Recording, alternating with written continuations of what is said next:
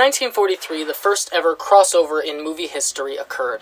Frankenstein meets the Wolfman.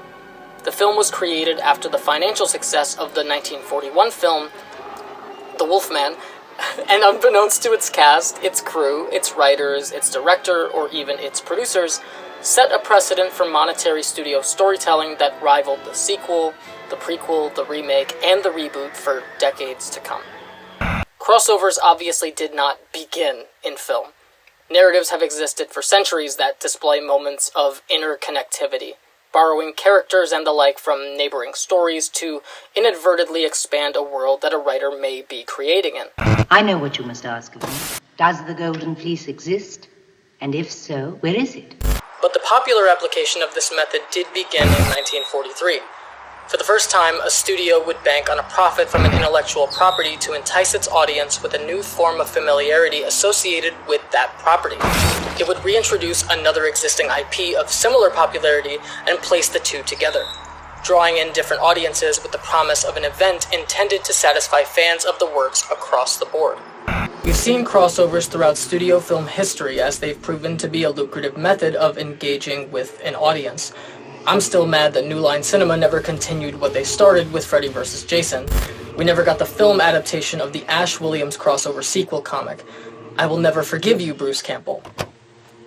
Unless you take me to dinner? Sorry, had to try. I'm sorry. The crossover has only become more lucrative, more saturated in the popular culture. TV shows, comics, and film in the West were, for decades, littered with point-and-gasp appearances of people and places from adjacent stories we remember experiencing prior. Marvel Studios arguably made the crossover a common practice in studio filmmaking, with the release of The Avengers in 2012, a film that marries the continuities and characters of the studio's previous 5 movies. This is the culmination of many, many years of work for us at Marvel Studios, right? It is the culmination of things that started on Iron Man 1. But what's great about the movie, and what's great about the conceit, is that this now represents just the first phase of what these movies can become.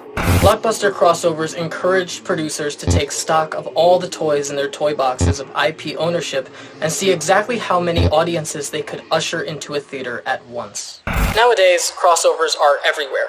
They are still seen as events to an extent, but are slipping more and more into the realm of the mundane, a byproduct of world building that places more characters into parallel stories for the sake of the audience's continued engagement with the work. The artistic potential for the crossover has often been overshadowed by these practices established in pop culture. I often find myself ashamed by the missed potential of collaboration free of the necessity of profit. A collective work that encourages discussion on the creative overlap between any two existing works. How would 2 distinctly differing themes, for example, mesh in one story? What would Freddy vs. Jason, whose title characters represent militant abstinence and sins of the parents being passed to their children respectively, need to do in order to successfully pit those ideas against one another in a meaningful metaphorical way? I mean, besides Pamela Voorhees being an exact refute to the angle of vigilante justice that created Freddy Krueger. Oh, goddammit, it was right there. Shit. Oh, man. There are decent applications of thematic and character crossover in popular media, to be clear. Stories that understand, at the very least, baseline conflicts in ideology and politics. But overall, much of these lines of thinking are shafted out of necessity, or are diluted in favor of the novelty that crossovers create in their most aggressive contexts. All of that said, I have been extremely fortunate to have worked in a community outside of the studio world, free of profit incentive or artistic dilution. I have seen the potential for the crossover to employ the exact ideal for collaboration I've been talking about, where the goal is often novelty second and creative collaboration first. You ever heard of the Slenderverse? In 2009, 2 photoshopped images were posted to a thread on the Something Awful forums, and somehow that led to over a decade's development of an interconnected web of dozens, hundreds of web series made by everyday people. The Slenderverse is the perfect encapsulation of the modern application of the crossover, itself mostly separated from the pop media world. Even its larger series with denser followings could not bank on the branding power of their most popular characters alone.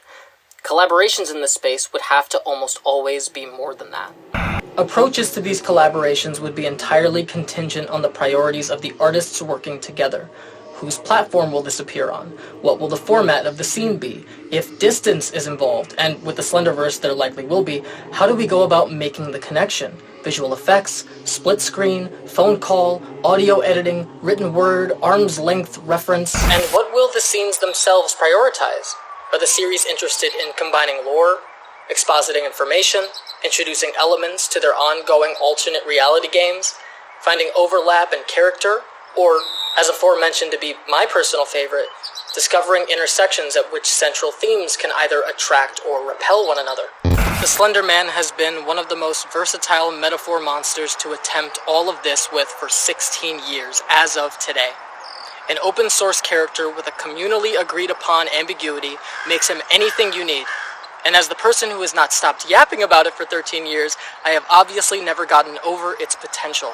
And even in my newest works, I have begun making that exact sentiment into the text of those works. There was a dream, and one day I could see it. But like with the crossovers of large studios, general cultural priorities do shift, even slightly, with time.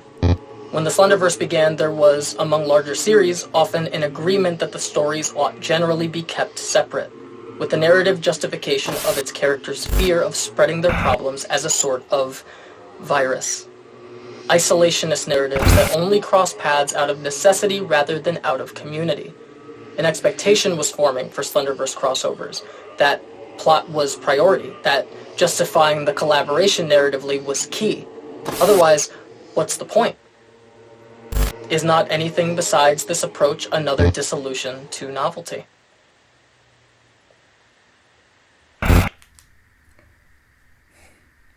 To that, I, and evidently the newest wave of the Slenderverse, answer, yes, it is a novelty again, but novelty in a new context, a more mundane one, a grounded human novelty associated with community over profit, the novelty of shared passion, vision, experience, or the novelty of their opposition, our unique perspectives, the places in which we no longer understand but want to, the engagement with art as a tool for empathy, an open door into a soul. Places that are safe to express ourselves among each other as queer and trans, of different upbringings and economic statuses, to be others and outcasts and allies and friends, students and teachers, watchers, listeners, beers, connected through our art. The crossover is conceptually an opportunity to make messy art that asks of itself, as more of a genuine example of film as a collaborative medium than any studio film made for money with thousands of crew members can truly claim to be. Crossovers in the Slenderverse are the next step after art for everyone. They are art for one another. The point at which we realize we are not alone, for better or worse. It goes beyond the need to experience all the art it has to offer and instead insists that we provide the space for one another to make it, with the option to reach out at any time. It makes us neighbors. I do not wish you to understand. Someday you too will go to war.